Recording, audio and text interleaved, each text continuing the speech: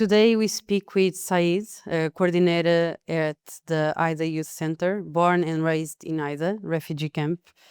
Founded in 1968, the Aida Youth Centre is a grassroots organization that works with camp's children and young people through art, film, photography, music, and summer programs, and advocates for refugees' rights. Saed is also one of the people who walks visitors through Aida, explaining from the inside what it means to live encircled by a wall under watchtowers and at the sharp end of a military occupation. Aida is one of the most densely populated places, about 5,500 people in a few square kilometers, and it was established in 1950, right? Yes. By Palestinians who were expelled in the 1948 Nakba. So I have been to Aida, and Said walked me through it. And while he was showing me, I don't know if you remember this, but while you actually were showing me the camp, Israeli army fired tear gas, and we saw the children beginning to run. And afterwards, I ate maqluba at your place, cooked by your mom, the best maqluba I ever had. And so this conversation will be about that place, that history, and that the story of also of refusal of everyone who is in Aida. First of all, I'm really happy you are here and you Me made too, it here. actually. Thank you so much. You're Shukran welcome. for being here. So Aida exists because the 1948 families were, driven from more than 40 villages around Jerusalem, Hebron, and they were never allowed back. Where is your family originally from? And what do you still carry, or even like your mom carries from, that village that they were forced to leave? So actually, we are originally from Jerusalem, in a place it's called YALLA. And there is on part of it some settlements actually, and it still exists. What we have carried from there is nothing beyond our inherited memories and the key, which is the key of our house. Because in the Palestinians during this time, they thought it's gonna be like just a short shootings. They didn't even consider it a war. Short shooting, and things is gonna come back as it was with a few days. So that's why once they left their houses, once they left their villages, cities, they didn't have anything with them. Like most of the Palestinians, some others they had their money, belongings. So that's how there was a different ways of how the refugees lived. Some in a better conditions and others in a very terrible conditions because they had only their memories and their keys with them. And this one of them was my grandfather. He only had his key, and there was a very crazy story that we always heard from them. I always wondered how come within me, I've never told this to my grandfather, how come that someone leave Jerusalem, the most beautiful place in the whole world? But then later, during the last war that happened, the genocide that happened in Gaza, I was like, okay, now I understand why he left. Now I understand what the thing that forced him to leave as well. If I was in his place, I would do the same thing to protect my family and everything that I had, as a thing. So once they left, they had a very, last conversation in Jerusalem. They were cooking in their yards, and he told my grandmother just you know what, lower the fire on this. So she said, why? They're shooting. She said, just lower it down. So we need 2 hours around Jerusalem. We come back, the shooting will stop, and we're gonna find our food ready.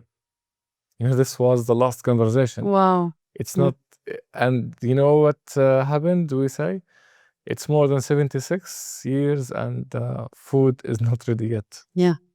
So this is what the thing that we have. It's just a memory of how the house looks like. I know it. I know exactly how it looks, even though I have never seen it. I know all the names of the streets there. I know actually the names of the trees more than the ones that were living there. Not because we live in the past. No, because we are. There is a difference between that you are remembering something or someone force you to forget something. Yeah. So what we are doing is we are trying to remember our past to protect our future. It's not that we just live in there for Yeah. all this time. So yeah, that's what is left. We still have the key because we hand it generation after generation. And what does the key mean to you? It's like it's memory, it's the finance, it's The key, it's as I said, it's not just like something for the past. It's a reminder also for the future. It tells us, to tell everyone because in the camp, in the main gate of the camp, we have the biggest key in the world, as like a symbol. As this symbol, it to tell us, like to us ourselves as Palestinians and the world, that we have rights and we should not give up these rights at all. It means that there are still houses are not opened yet. It means that we have been deprived from our rights, our freedom, and this is the meaning of the key. It's not just like a piece of iron for us. It's more than that. It's something that always keeps us on track to not even get too involved with the life that we have. We have also issues like any place. So that's beside the occupation itself. yeah. And It's despite the occupation. exactly. So, and this is to remind us that we have something and we should never forget. And as they always, kept saying statements like, the old generation will die, the new generation will forget. This is the statements that they keep saying about us as That's the Palestinians. strategy, yeah. Yes, but they were like totally mistaken in that. Yeah. Every generation now is more connected to their land than even before, even though that we are never been there, but we still, having this connection inherited actually through blood stories and as it is. Yeah, I see the land is part of the identity and DNA. It's like Exactly. it's really there. If every single time I think of my home in Jerusalem, I think of that stranger who's settler who's living my life, even knocking on my door, Yeah. taking off my shoes and sleeping on my bed and enjoying the freedom that God's supposed to provide for us. This is every time I think of, my home in Jerusalem.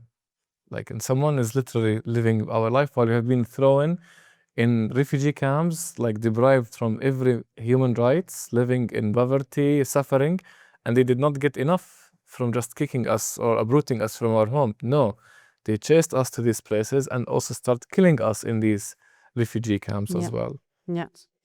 And something that I really want, listeners to sit with is that Aida did not begin as a town of concrete, and it began with tents, around 94 of them. Because as you were sharing before, everyone, including the United Nations, treated the exile as a matter of weeks. But those weeks became years, and years became generations. And so families started building it. And I remember you sharing, even with the wall and the relationship of, for example, of the Palestinians there and the paintings on the wall. I remember you sharing something like the refusal. There was this refusal to build and refusal to even to do artivism on the wall, because it was always like, this is not supposed to become beautiful. This is not supposed, to last. This is something temporary. And could you share a little bit about that story of Yeah, this is not absolutely. supposed to become beautiful? Sure. So first, in regards of the concrete houses, so this thing, First of all, once we had the tents, like the UNRWA, which is the agency of the United Nations, by the way, like established a camp that called Aida and other camps in the 1950, which means that we had 2 years living in the, basically in the nowhere, as I say it. Like once I asked, like no one like actually speaks about this period. Basically, it's like that's 2 It years. almost seems like it was always Exactly, concrete. it's like it's not 2 days. It's like 2 years where people lived. As I always like asked my grandfather, in these 2 years, what happened? Like, what you were doing? No services, nothing. What? And you didn't have a house. There is no one like it takes you like in their house as well, because there is no actually houses as well. So what happened? So during these 2 years, like they lived in caves and mountains, whatever they found, or like they used to eat the leaves of the trees during this time. And my grandfather said the coldest winter ever was in these 2 years. Why? They have no shelter, they have no roof above them. So that was the coldest in his whole life. So then later, the UN came and rented the land that the camps, like from the local Palestinians. They rented the lands for a few years first, like in 1 year, 2 years. But after a while, they rented it for 99 years, which told us like what's really happening. Like why you're renting this land for 99 years, but you're telling us it's temporary. And there is the decision 1904, which is the right of return or compensation if you as a Palestinians don't want to return by yourself. But nothing happened. This decision and other 100 of decisions never been accomplished or achieved, but it's been written and agreed by everyone. So that's the thing. In the 1950, they started providing the Palestinians tents and gathering them in places so they come and eat and to find like some kind of shelters above their head. So that's where the Palestinians started gathering in these areas, because they start providing like basic food like flowers and stuff where there was nothing during that time. That's how the camps were created. Like where the people, they were urged or they have the need to find food, as what happened in Gaza. So then once they start gathering, they start having like more like a community. And in Aida camp, as you mentioned, it's like more than like 20, like 30 actually villages and cities like that they came to this place, which is different backgrounds, different like there are like from the cities, the villages, like there are like Bedouins, farmers, like, and this is also like diversity in one small place. Like you came, your whole life living in a like kind of lifestyle, and once it changed and you're like in a mix with, you don't know how to deal, what's their traditions, how they act. So this was like something also different. Then in the 1960s, they started providing the Palestinians, like in the camps, like such kind of cement shelters, actually, cement, like, and the Palestinians said, no, we are not gonna live in these houses or like shelters that you're giving us. They look so permanent for us, so we don't want them. So they rejected the idea of actually living in like kind of like more like cement shelters. Then in the 1967, that was like, what happened was the Naksa. So we have Nakba and then Naksa. Nakba means catastrophe, while Naksa in Arabic means losing hope. So this is the turning point where the Palestinians started to accept this kind of cement shelters. And then until the 1994, which is the Oslo Agreement that killed the last, hope of return during that period. So we will start changing and building their houses by themselves.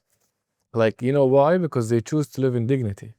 They choose that, like it's more than 60 years during that time were enough to move from shelters to have something appropriate, like, to stay in. That's the thing. That's how we shifted from this to this like shelters, and then to the houses that we are having now. That sounds or seems to be more permanent right now. So, and how do you, as a Palestinian born and raised there, how do you hold to, both things at once, like the need to, to build or to search for, resources, or, to kind of like build something more permanent, let's say, and at the same time, without never letting go, of the idea and the belief of returning to the village you actually own. So I don't see any contradiction in that, actually. We need to live in dignity. We need to urge to build. And that does not mean that we forget our rights and human rights, but we just can't sit and cry in the corners and waiting help from others, because it does not work. We have seen that. So we have also the urge to build, to not like to, I don't want to say to have a normal life, because nothing is normal there, but at least to make it normal. Yeah. But at the same time, we still are asking for our rights, our human rights, our freedom, and everything that's related to our cause. So like living in a shelter or in a permanent house does not stop me of asking for my own rights, basically. Yeah. Even though it's like, I would live in a place, I would love it, but I will never forget my, displaced place, or the place that I was forced to leave or stolen from me. So that. And in the center, you keep, like, I saw you keep doing a lot of. I almost don't want to say education, because I feel that those children don't even need that, because again, it's on your body, it's on you as well. But you have been doing a lot of work to, like, that's it, so that they don't settle in a way, like, so that they they navigate these of building your life with dignity, but at the same time always with your eyes on the liberation. Like, of course, like you are right that it's in their blood, but still, we need to. Why? Because there is a systematic way to ignore these students. Why? Because they are not allowed to learn about their history in their schools. Yeah. Like, imagine the whole years of your school, you don't know anything even about Nakba. Because this goes against their, The policies. narrative. Yes. Oh, you don't know anything. Like, if your grandfather did not pass you the story, you will never know anything at schools, because part of the conditions, they are not allowed to teach about this, because they consider it as a hate speech. It's like, what is hate about your own history, that you are being displaced, killed, arrested, and like your place was stolen? No, you are not allowed even to learn it. Like, I was shocked once I looked at this is also recent, in the last 10 years, basically. I was looking at the history books. I was like, where are we in these places? Okay, let's say we are not still part of history. But out of curiosity, what does it say? What is it? Out of curiosity, what does it say? I don't know. It says about the Argentine and South Africa, like anything else except Palestine. Okay. Like every place in the world except. I was like, okay, it's nice to know, but what about our own history? Yeah. I was like, okay, let's not consider it as a history, and we are present. Any other book? Nothing related to Palestine. So that's why we had, as like the youth in the camp, the urge to teach and to educate and to keep the narrative continuous, like with the generation after generation.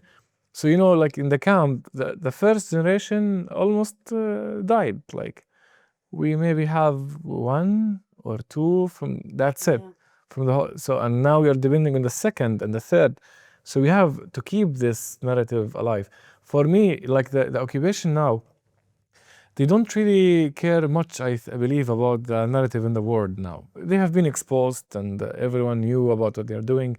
Now they are working on changing the narrative within the Palestinians themselves. They are letting us feel that we have the fault that we are existing as Palestinians. They want us to feel that we are a burden in this place, and to let us give up of our own narrative and everything. Just, this is what they are working right now. They don't really care much about the worldwide, the reputation, because it has been really exposed. So they're now attacking the narrative within the Palestinians themselves, and like they want us to feel that, this is it's all your fault. Like, what we did? Like some people actually, like I know that they start having, you know what? Whoa, I think we are the reason. Like the reason of what? Yeah. What did you do? I don't know. Just like I asked them, what did you do actually to say this about yourself? Mm. And it's, I don't know, look around you, like everything is against us. And I was like, Yes. stop Must doing be this. something. Exactly. So this is the thing that they want us to feel. Yeah. They want us also to feel that we are isolated. They think, they keep saying us, look, the world does not care about you. We are doing whatever we want. So like in the psychology, like if you isolate the victim, you can actually really like win against it, basically. Yeah. So that's what they're doing. They're trying to isolate us. They're trying to change our narrative within ourselves. They're trying to let us give up our own narrative. That's why it's very important to keep it alive. So as you said, okay, it's inherited, but we need to make it more like, you know, enhanced, Yeah. as we say, Yeah. to stay more and like to, because right now the occupation are doing kind of systematic thing, which is they want us to believe that the right of return is not just impossible, it's out of dictionary now. So the why and how? Because they're creating, they're just, you know, they can't kill all the Palestinians. So what they have done is killing the life of the Palestinians. Now, if you want to go to another city, it takes us almost like, which is 30 minutes, or it takes more than 6 hours between the Palestinian cities with their like daily attacks, with like a night invasion, and also like the checkpoints everywhere, the humiliation at the checkpoints, and like, you know, like once I went to Ramallah, another city next to Bethlehem, it's almost like 50 minutes far away. Like if the, it took me 7 hours. Yeah. I hated Ramallah. You know, I was like, then I was like, why I hated Ramallah? So I fell in their trap, basically. I fell in their psychological trap. Ramallah is a very nice city, but I hated Ramallah because the way to it, it kills you. Yeah. Like you're just standing, sitting there without anything. You see soldiers in front of you, just checking their Instagram or reels, and you are just waiting there with, come and search me, do nothing, at least, you know. So they want us to feel that the normal life is not even valid. This is a way to let us not even think about human rights or about. Now many Palestinians think, oh, I wish if the way is opened. That's it. I wish if there is no checkpoints between the Palestinian cities. So, you know, like they make it like very like Yeah. suffocated. So to make the Palestinians to have like their dreams limited. Yeah. It's almost To- like to make you, instead of like dreaming about, for example, your right of liberation and your human rights, you just, for now, you're just dreaming about, for example, leaving Aida. You know, or like, Exactly. That's what they're trying to do, and that's many Palestinians unfortunately fell in this trap. Yeah. Sometimes I don't blame them because myself, it's human. I was like, oh, I hate Ramallah. Like once I said this, I was like, immediately I was like, why did I say that? It's not. Why did I say it? So I felt in such kind of a trap. So this is something that they're doing in every single day, like not like in every single moment it's happening, to let us actually doubt our own narrative and doubt even ourselves. And that's why it's very important, you know, to remind ourselves and to remind others about the situation, even if it is to not make it normalized and to not ever think of it in a normal way. I always say you should be actually aware, because awareness brings anger and anger brings change. If you are just, okay, having it normally without having this anger thoughts, it's gonna be like as it is, and that's Yeah. the thing. And by staying in Aida, I think that like the wall, I think something is reading about Palestine, and something else was really like being there. I feel you have to unlearn the world, because things don't function, you know, the way you learned, and things that for any person on earth, it's not even like for Western or outsiders, also for Palestinians, it's not acceptable. You know, it's just like anyone would say, like, what the hell, you know? And I think that the first thing I understood with my body, and not just my mind, you know, like felt in all beyond reading and learning about it, was the wall exactly for the reasons you were saying, because we were taking the Palestinian transports, and to go from one city to the other, for example, from Bethlehem to Ramallah, we were in tracks that even had, like, there was no road in there. They were just trying to make the best to reach there. Exactly, that's true. And and you were talking now about the and all of that, like the watchtowers, the settlements that you can see, on the hills, and the checkpoints and all of that. And you were talking about the psychology of occupation, of like what, all of these, that when you grow up surrounded by all of these, like the, your movement is limited. Your time, like, I understand the frustration, because time is life. It's like Exactly. you are just making me waste, time. From your perspective, and by not only by being with these children and young people at Aida, but also what you studied, like, what does these, the wall, all of these surroundings, the checkpoints, the watchtowers, even the limitations of water and stuff that we learned with you, does to a child growing up in there? What does it do To with a the- child? Yeah, to the next generation.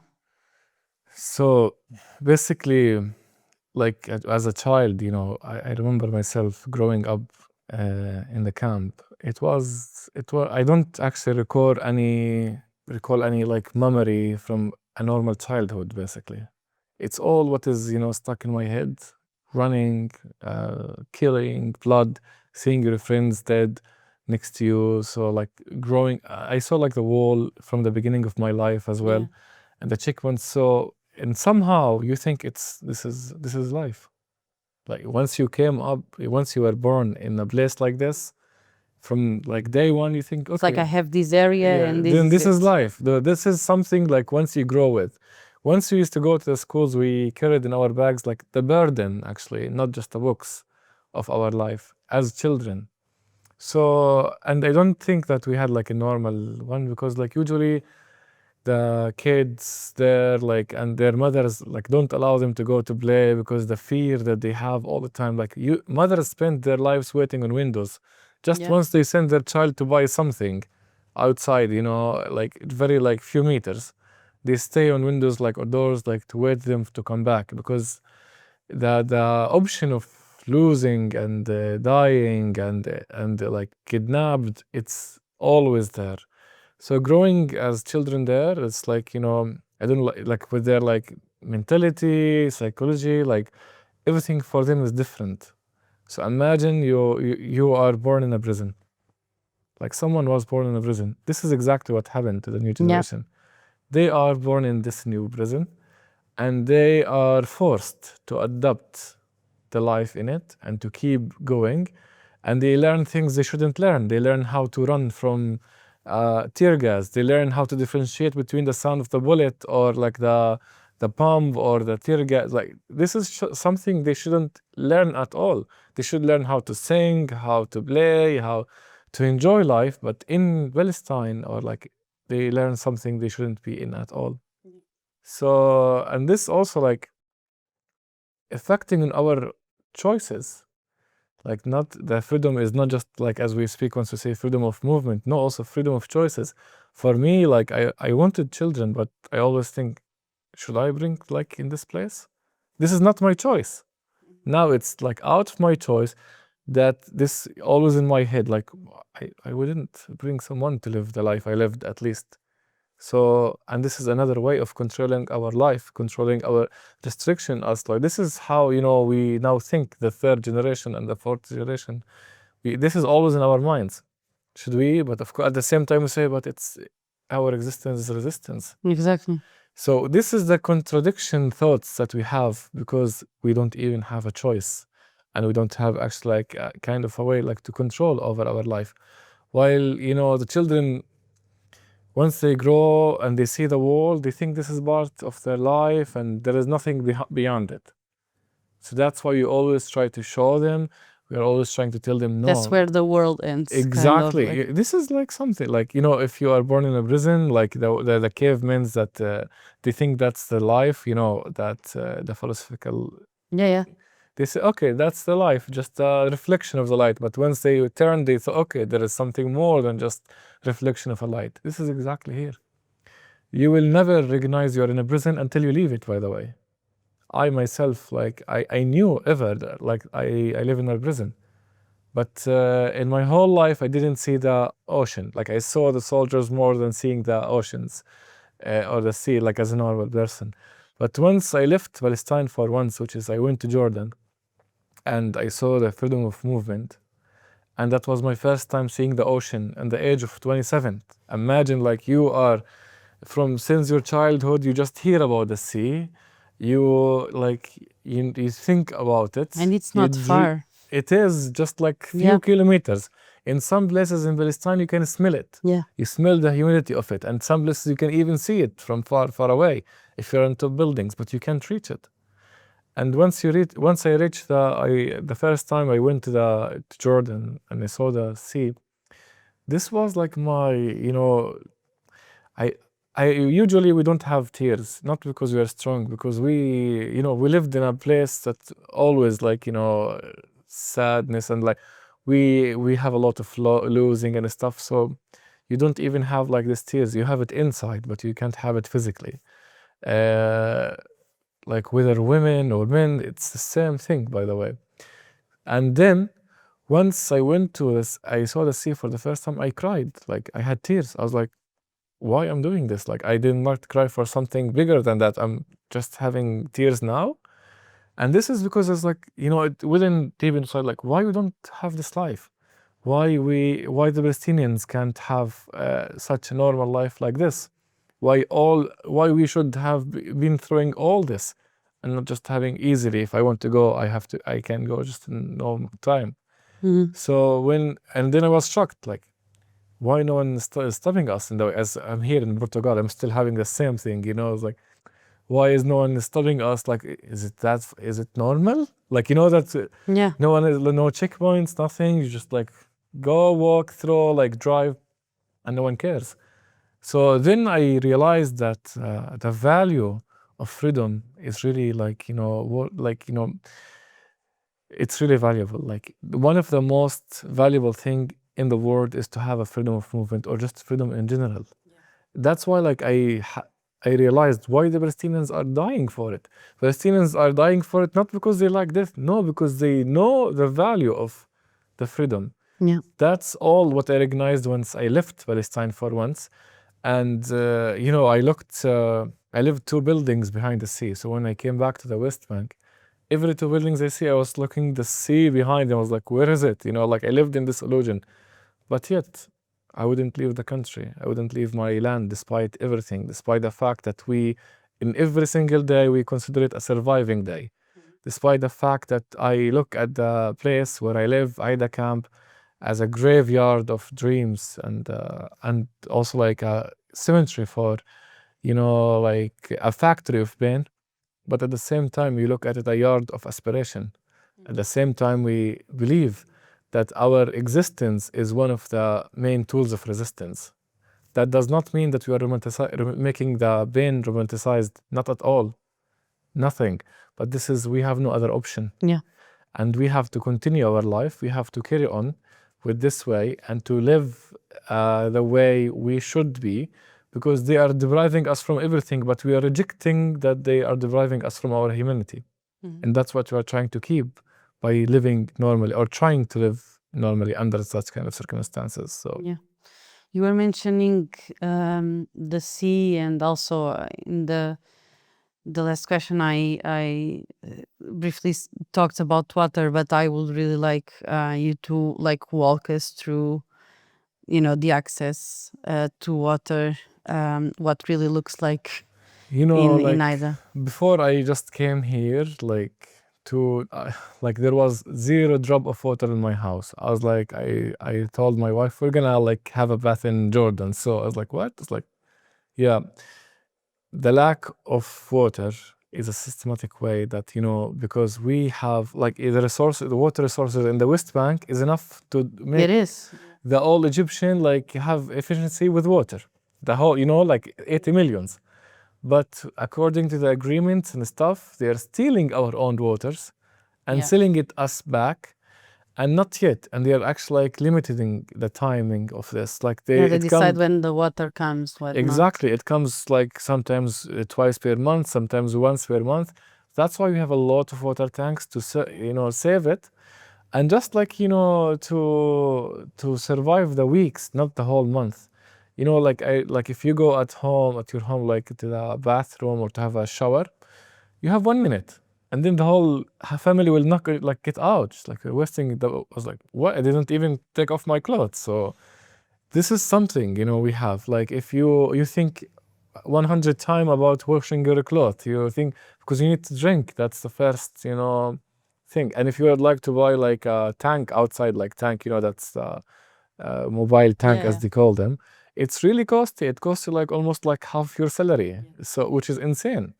So where you can't even go to any places. So one of the biggest issue that you have, especially in summer, is the water lacks. And not only this, in the camps, and actually not outside of the camps, the Israeli soldiers sometimes, and they have videos by themselves publishing that. Once they want to have fun, they just shoot the water tanks, just like, and the air conditioner. Exactly, to make it more difficult to live in these circumstances, which is insane. Yeah. Imagine that, like you having saved a few water for the rest of and just you lose it out of nowhere. So, and in the winter, they make the electricity hard to reach. Every time, like they have something to hurt you with, basically. Yeah. And also the tubes. You showed me like the proportion of like a tube that serves, for example, a settlement, and a tube like this, not exaggerating, like really tight, to serve a whole building with 4 or 5 families in it. Exactly. So that's the thing. It's like very small, and in comparison with like how they have it, they have like 10 times bigger than our water pipes. So.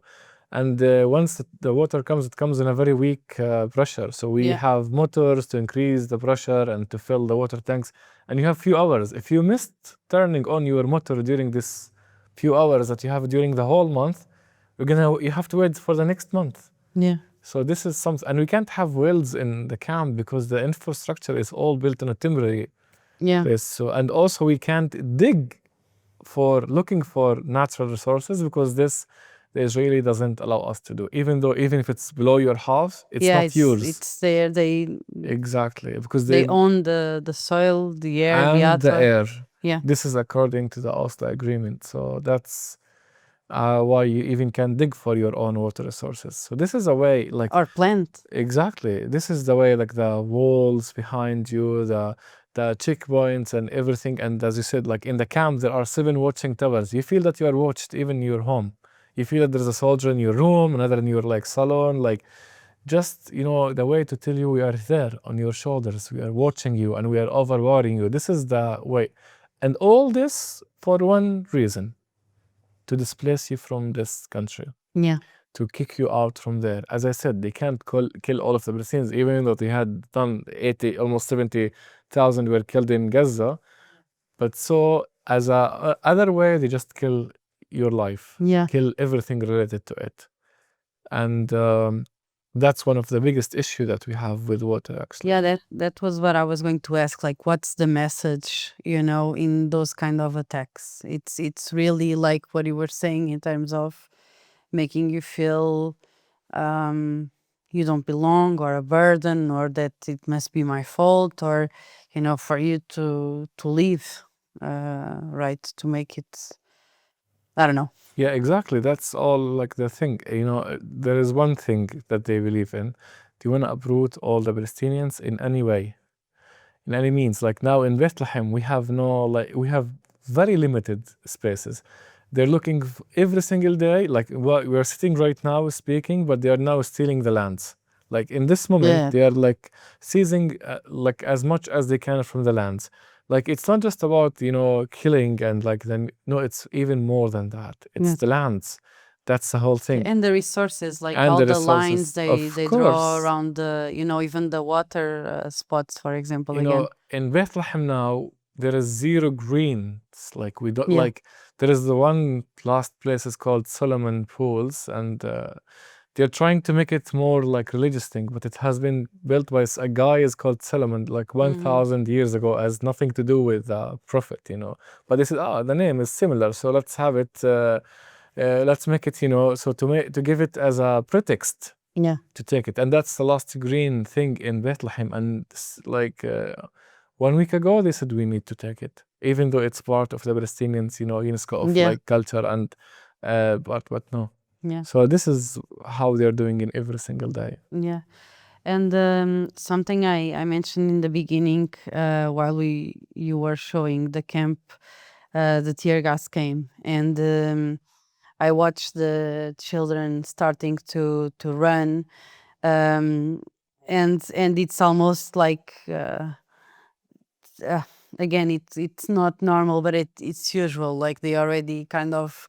I could see that we were the ones lost, but you could see that they just by the sounds that we are hearing, they could understand where the army was, and where to run to and all of that. And so Aida is the most tear gas place on earth. Every person has been exposed to it.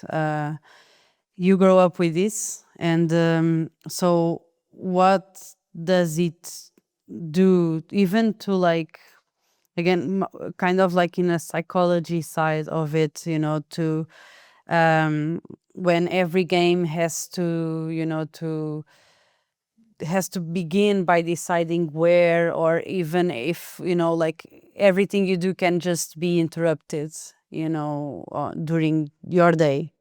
So yeah, like once the tear gas has been shut, everything is gonna be interrupted. Of course, Yeah. you're gonna just like start looking for a safe spot where you can't smell anything, and also they like sorry to interrupt, like I just remember that you also explained that even like in Europe you have laws for the tear gas of like it's only used to demobilize big masses and has to be in super open air yes, and stuff like that, and there it's like a huge amount in a very very tiny street. Like it's I had a friend, he came from France, and like they were doing some protest there, and they were shot by tear gas, and he was one of them. He said once he was in the camp, and this by a sudden they start shooting tear gas, and he said like what I smelled in France was a perfume, compared to this one, it's totally different. can't breathe.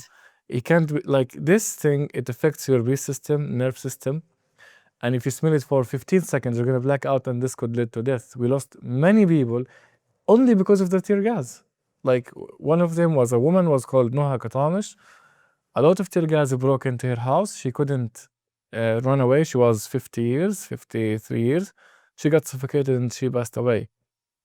And what happened is, did they stop shooting? Absolutely not. They did it more and more and more and more. So this is the tear gas. It's a way again, like to make life unbearable, and to make it like and not just this, we don't know what's the long effects of it. Yeah.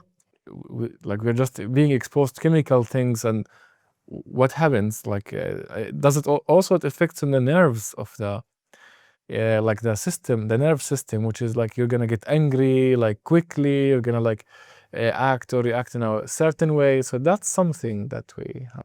Yeah. And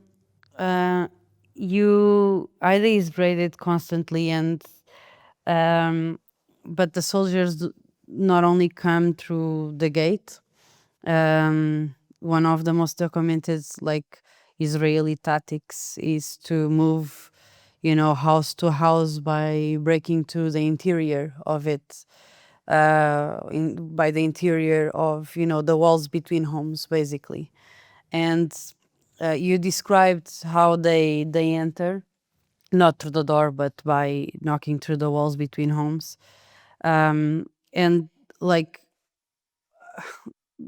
I feel it's kind of like naive to ask, but besides these and the impact of these on those homes and families, but also besides these, if you could talk a little bit more about all the strategies that have been implemented year by year. Because, for example, one of the things that really scared me, it was the new AI gun machines, for example, that can basically I don't know, confuse you for someone else, and you shot, Yes, and killed, and exactly. so all of these tactics. Do you feel like it's not even like if do you feel that they are becoming more and more aggressive, but like what are the things that changed in all of these tactics from last years? One thing has changed, and not even every time it's more aggressive than before. Yeah. That's something like can't be, this is the thing. Every time it's more aggressive, more mentally like, destroying, and that's how it becomes and grows every single time within like, since actually the Nakba till this day, they're always trying to find the new techniques to, kill us with, or like to let us actually give up by this, which is every time it's insane. Yes, the system that you mentioned was called knock on the wall. So in Gaza, they use systems called knock on the rooftop, where they have like one rocket in the last floor, so they kill the people in the last floor as a warning for the others. So like that's very humane, of course, from them. So, and the other thing here in the camps, especially started in Nablus, by the way, in the camp of Nablus, in Balata, which is because the houses are really very, very close to each other. Once we speak about the Balata camp, it's the same size as Aida, but there are almost 25,000 people in it. Wow. Which is, once I went there myself, I was like, what, this is place? Like, I looked at my camp almost 3 times then. as a heaven compared to this one. I was like, how the people is living there? Even though as a Palestinians, I couldn't actually imagine the life in such camp. So they used it in that place, and then they used it in other places. And I myself witnessed this one when I was young. They wanted to arrest our neighbor. And like our neighbor is like living exactly like one wall, we lived in the first floor. And Israeli just like came through our wall, and they entered our room, where me, my sister, and my younger brother lived in one, room. Like we were actually like very squeezed in a very small room. And that was my first, that was the like the one of the worst thing that I witnessed in Aida, basically, which is how like they enter to your room, not through the doors, just like from a wall outside, like in order to get to your neighbors, which is insane, by the way. So I like, it took me actually like 4 hours or even more to understand this is not a nightmare.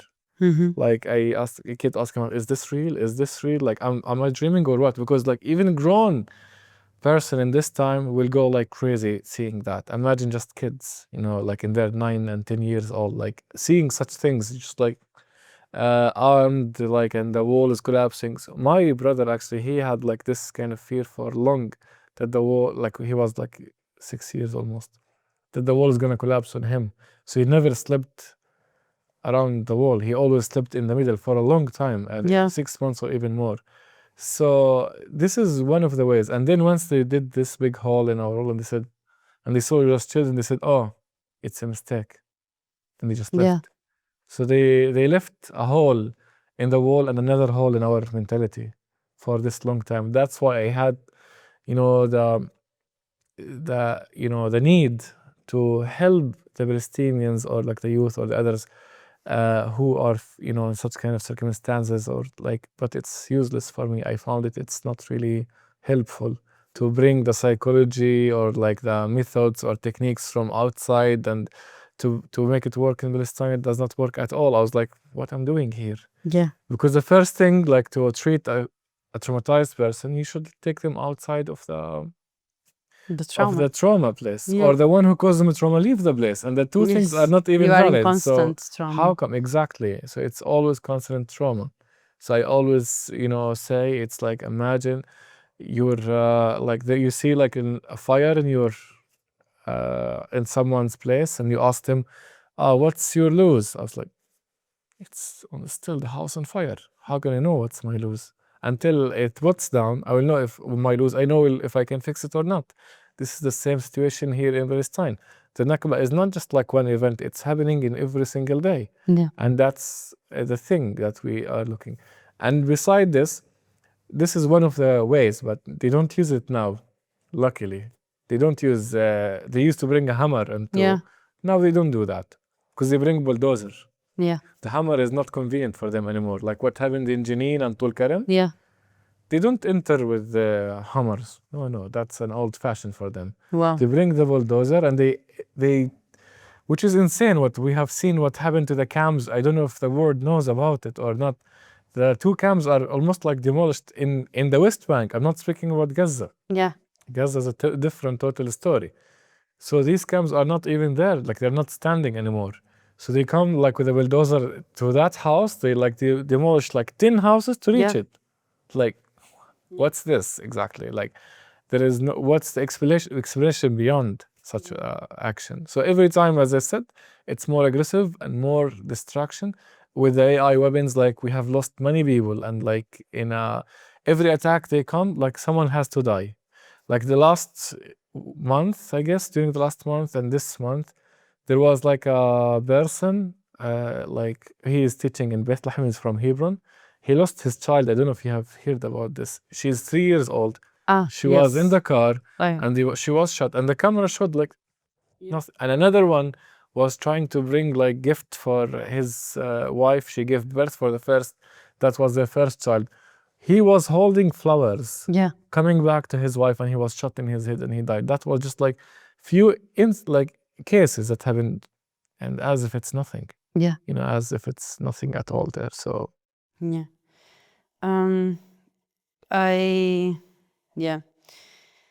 Sorry, I was yeah.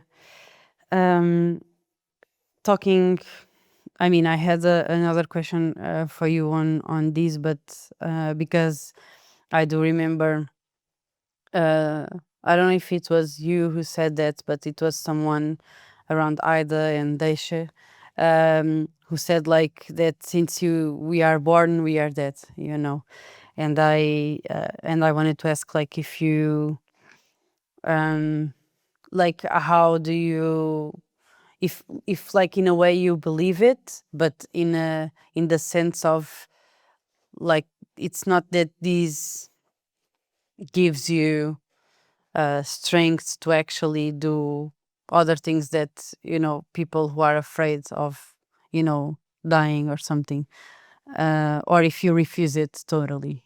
yeah, basically the idea behind this notion, it's like that once you grow, like as I said, you are always surrounded by losing, by you could be arrested any time, killed in any time, you could be like displaced at any time. So it's all the feeling that we live is actually temporary.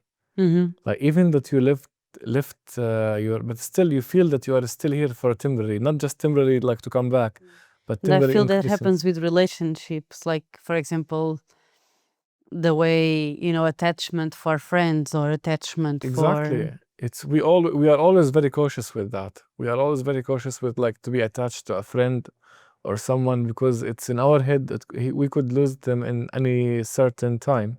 So this is also affecting in our relationships with people, with the surrounding, even with our like belongings as well. So this is something that we do, but at the same time, that does not mean that we are losing the hope to continue. But no, it's the opposite. We carry on despite everything, and we are trying to have a life and to create a life as well, despite of this actual statement, which is, you know, that sound.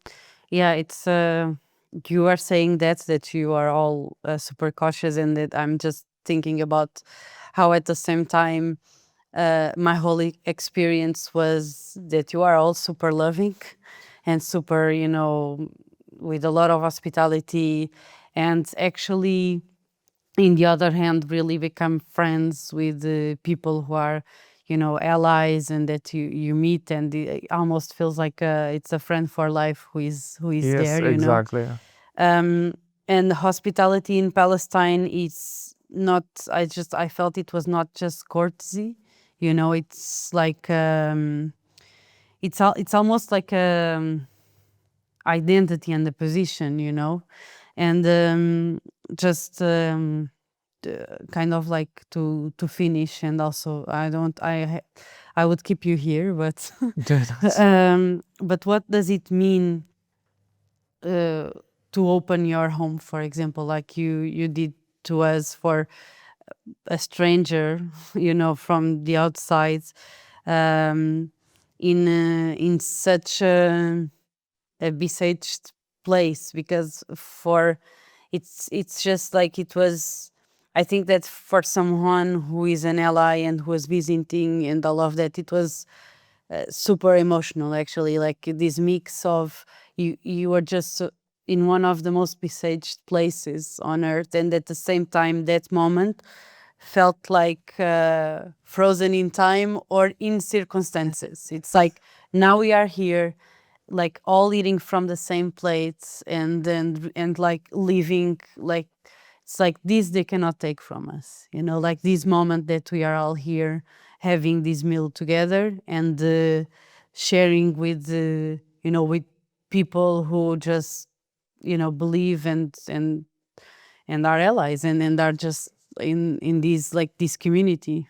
Yes, yeah, that's actually, like the idea of giving or hospitality here that we have, it's something that we that also we inherited, by the way. It has been long time ever before what happened. And they always say, like they have a saying that the one who lacks something he can give, but it's our case, it's the opposite. We are giving the thing that we are lacking as well. We are always like, this is the thing that made us like strong as a community. Like we have the knowledge of giving. Like once I give, I feel life, basically. This is our door or our gate to feel the actual meaning of life. We have to give, we have to help, we have to be bridges for others. We have to welcome anyone, no matter what, to tell, or like to tell, yeah, we don't have to tell actually about, but to show that there is a human aspect of our life. Yeah. There is like not only like this shooting and stuff, and that is how we don't want it to take our mind. We are trying to create another world, and a way to defend our mentalities, and a way to protect what is like left from our humanity, to be against what is happening. So this is our way to stand in this place. This is because we always believe of giving. I give to someone, so they give to others, like so they pay for it. So that's how we make the community strong. And hospitality for us, it's not just, as you said, it's something like part of our, genetics, part of our, we have to do it. We should help, because we know, like, if you help, they will actually, we don't want the help back. We just have the idea, okay, help others. We don't need something from you. Just, think of it and help others. We don't need anything. Then that's how the community stays actually connected in every place. So, like, people think the Palestinians are really welcoming. That's their nature, by the way. That's their nature. Like, they're just welcoming anyone, because they once you sit together, you will feel, okay, we're the same human beings. We have same hopes, same dreams, same thing. Like the same, everything is similar. Yeah. So you will feel that you're out of the time and out of the whole thing, even if it's for a bit. Yeah. But that's something we need. We don't need always to live under this pressure. We don't need always to live under, like, fear, even though it's imposed on us, but we are always trying to encounter it by, being so loving. And, like once we say we have cautious attachment, but that's mean we still love. Yeah. We still have dreams. We still have hopes. We still actually like, we would love to see the world, and the world, we'd love them to see us normally, like we don't want to be shown always in the news as a breaking news or like subtitle. We want them to see that we have dreams, we have hopes, we are not just numbers. We are like human beings, like, and we shouldn't be in these debates to prove that, but that's how naturally it is being. So yeah. Really, shukran. Afwan, for making the time, for being here, and for all the work that you do at Aida as well. Thank I you really so hope to see you there. Inshallah. Soon, inshallah. Inshallah. Amazing. Thank you. You're welcome. At Don't Skip Humanity, we believe in storytelling as a path for collective liberation. And at YALLA, every voice is a reminder that, Palestinians keep creating, keep resisting, keep living and fighting for their liberation. So if you want to hear more of these stories, more of these voices, and you believe also that these stories are a way for collective liberation, collective mobilization, join us and support us. Thank you. Shukran.